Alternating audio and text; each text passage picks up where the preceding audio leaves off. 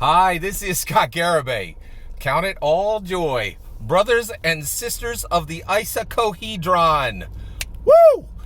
Man, I am so hyped. We are going to talk about Dungeons & Dragons. We're going to talk about the 1983 cartoon characters from the Dungeons & Dragons Saturday morning cartoon iconic characters. We're going to talk about Sheila the Thief. We're going to talk about Diana Acrobat. We're going to talk about Bobbie the Barbarian. We're going to talk about Eric the Cavalier. We are going to talk about Hank the Ranger.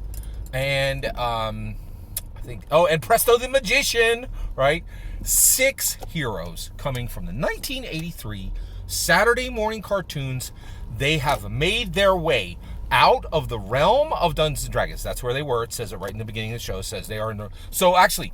What is okay? Let's keep it super simple, right? I'm going to talk about Diana the Acrobat. What is the path of Diana the Acrobat to Forgotten Realms? Okay, and every single word I say is true for all of the 1983 Dungeons & Dragons cartoon heroes and everything that they are, that they stand for. Okay, so what is the path of Diana the Acrobat?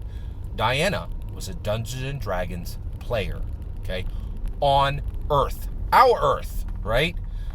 She then went on the roller coaster, the magical roller coaster that took her to the realm of Dungeons and Dragons. And actually, most likely, Dungeon Master put magic on. It probably wasn't a magical roller coaster.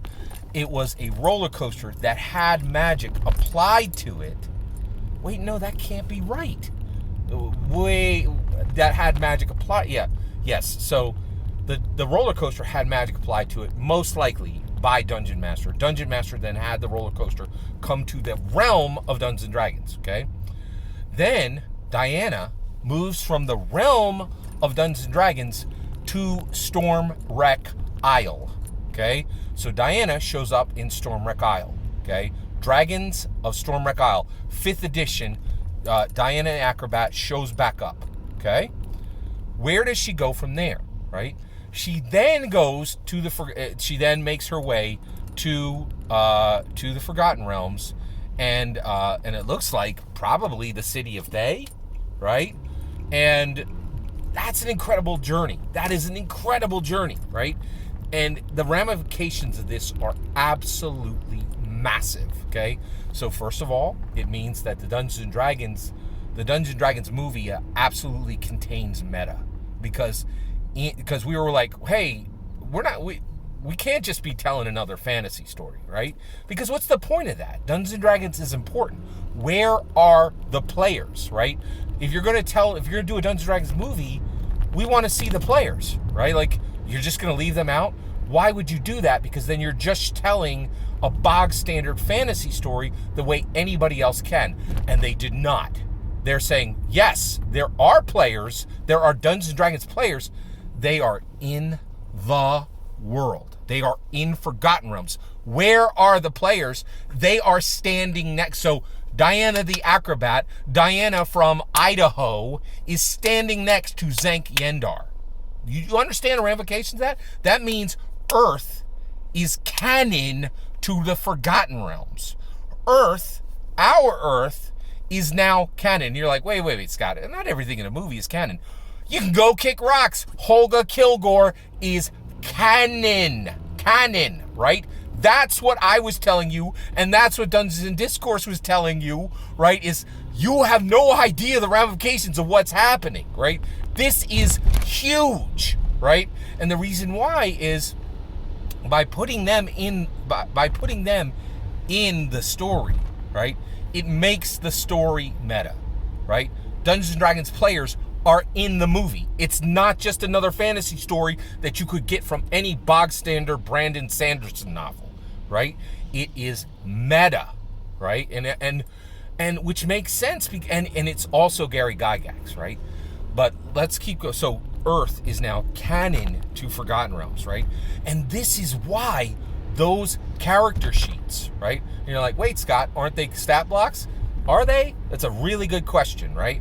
First of all, you know who referred to them as character sheets? Chris Perkins referred to them as character sheets. And in addition, and because of that, right, Dale Kingsmill referred to him in character sheets, and Ted from actually the Nerd Immersion. I think it is Ted from Nerd Immersion. Ted from Nerd Immersion also referred to them as character sheets, right? And so I think it is appropriate to think of these as character sheets, right? So Holga Kilgore, Ed Gendarvis, Simon Aumer, Zenkiendar, Doric, right? These are canon, right?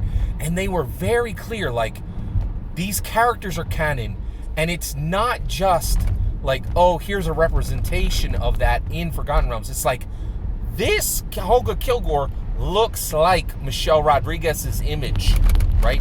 What you see in the movie is simply a window to the canon world of the Forgotten Realms, right?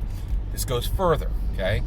I've been telling you that Dungeons & Dragons has been mixing the Magic the Gathering worlds in further and further and further, right? In the moment they included Presto the Magician, Hank the Ranger, Eric the Cavalier, Diana the Acrobat, Sheila the Thief, Bobbie the Barbarian, right?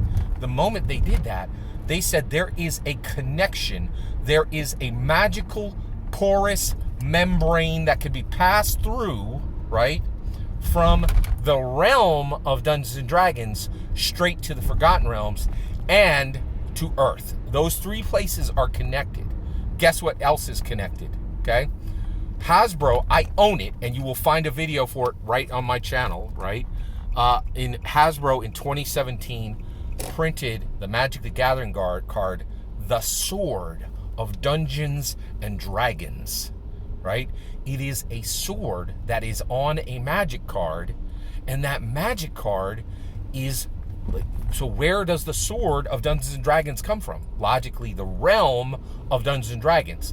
So it's saying there is a porous membrane, there is connection between Earth, between the realm of Dungeons and Dragons, between Dominaria, and between Forgotten Realms. They're saying MTG, Earth to Earth straight to the realm of Dungeons and Dragons, realm of Dungeons and Dragons straight to Forgotten Realms, Forgotten Realms straight to Dominaria, all connected, all pinned by the film.